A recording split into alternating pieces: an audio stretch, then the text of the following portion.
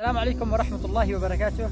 اليوم معنا رحالة عبر الدراجات الهوائية، أتوا من مدينة إب إلى عزلة الربادي.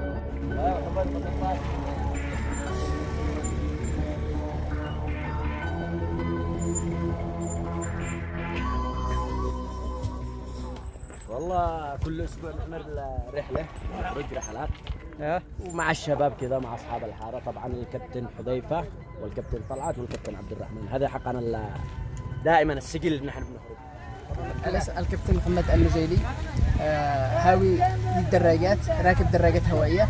انا وفريق احسن فريق في اب.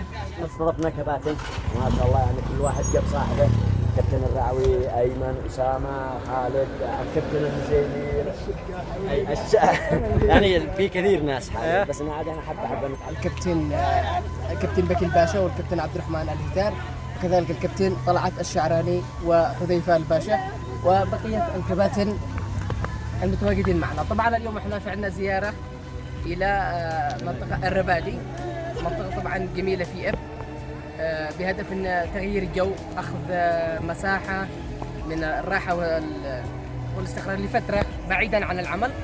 طبعا احنا قد رحلنا الاماكن، رحنا الى صنعاء، الحديده، رحنا تعز، عدن، كهوايه للدراجين.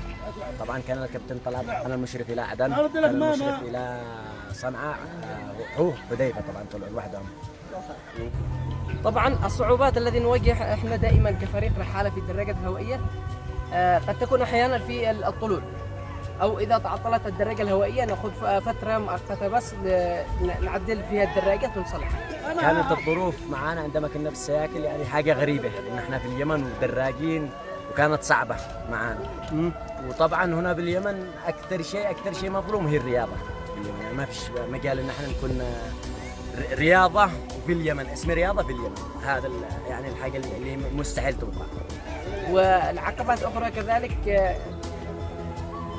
اكثر في مشاكل امنيه خفيفه فقط، بس الاكثر يعني هذه دائما نتجاوزها، اللي هي المرتفعات الجبليه. طبعا ابي طبيعه المرتفعات الجبليه يعني كثيره شاهقه فيها، وطبعا عادي نتجاوزها بكل سهوله.